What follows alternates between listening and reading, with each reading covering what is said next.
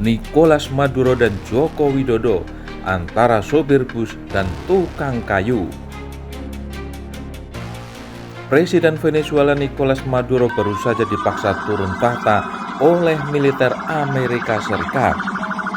Pasukan elit Delta Force US Army berhasil menekuk presiden dan istri di rumahnya yang mewah, Komplek Palacio de Miraflores yang dijaga ketat pas pampres. Pertempuran selama 2,5 jam itu berlangsung saat subuh, melukai 2 anggota Del Farsos dan menewaskan 40 orang tentara pengawal Maduro dan penduduk sipil. Maduro dan istri ditangkap hidup-hidup dan langsung diterbangkan ke New York untuk dihadapkan pada pengadilan federal dengan tuduhan konspirasi narkoba internasional, penyelundupan senjata, manipulasi pemilu, pelanggaran HAM, dan pemimpin diktator. Sedangkan Joko Widodo sudah turun tahta tahun lalu. Meskipun beberapa kali dipaksa turun, namun ia berhasil lolos dan turun dengan mulus tahun 2024 tanpa paksaan. Kisah Nicolas Maduro dan Joko Widodo memiliki beberapa kesamaan. Kedua pemimpin ini berasal dari latar belakang yang sederhana. Namun kesamaan ini justru menjadi titik balik dalam perjalanan politik mereka. Maduro menjadi presiden Venezuela setelah kematian Hugo Chavez telah mengubah negara yang kaya minyak menjadi salah satu negara dengan ekonomi terburuk di dunia. Krisis ekonomi, hiperinflasi, tingginya angka pengangguran, dan kekurangan pangan telah menjadi ciri khas pemerintahan Maduro. Maduro hari ini adalah potret telanjang kegagalan presiden populisme otoriter.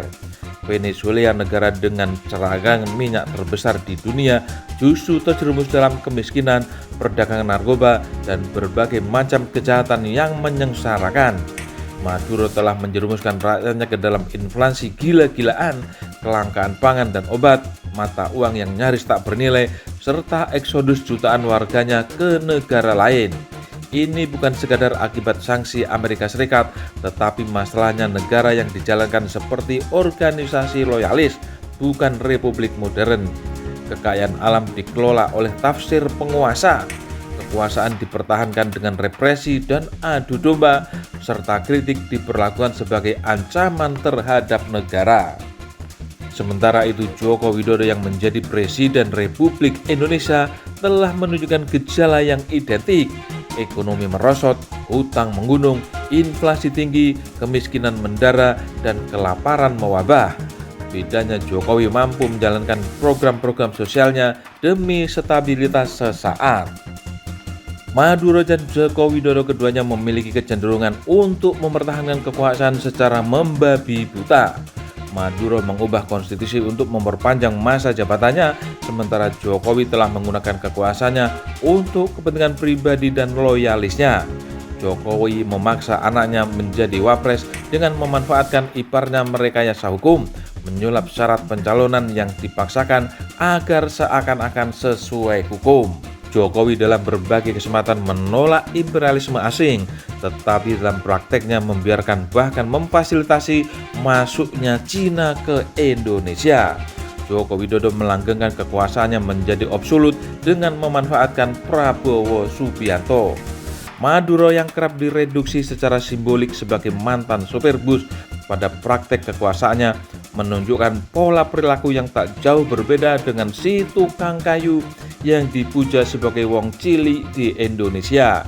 Dalam masa kekuasaannya melakukan konsolidasi yang agresif dan radikal, pembajakan lembaga hukum, rekayasa aturan, pengadilan yang diperalat, konstitusi yang dilipat sesuai selera, pembiaran loyalis melakukan korupsi untuk menjebak serta penyingkiran lawan politik lewat kriminalisasi menjijikan yang dibalut atas nama legalitas.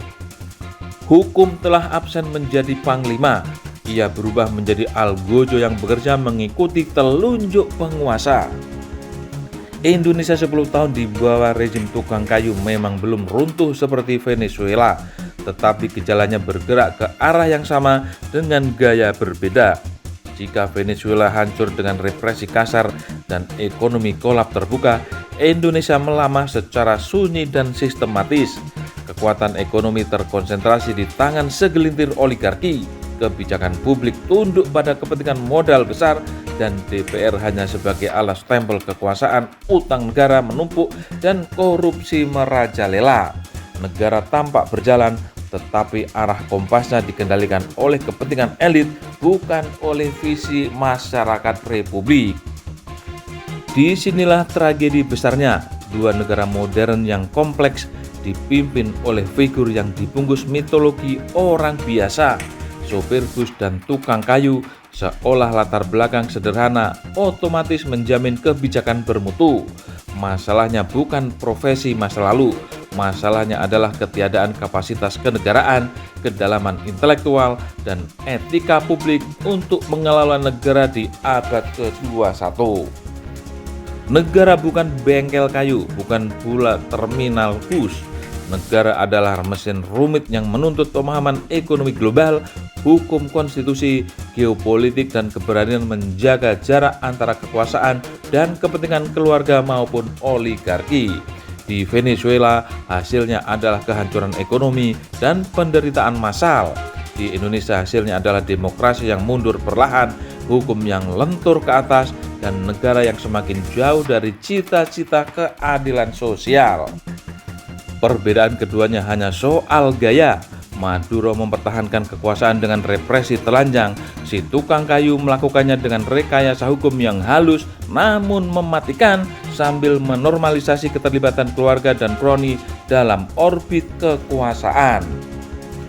Sejarah tidak peduli apakah seorang pemimpin dulu sopir bus atau tukang kayu.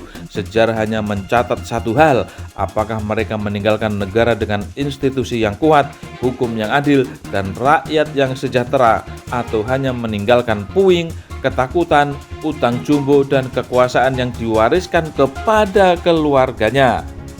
Kini, jika Presiden Prabowo tetap menempatkan diri sebagai pewaris Joko Widodo, maka bayangan kelam seperti Venezuela bisa menjadi kenyataan.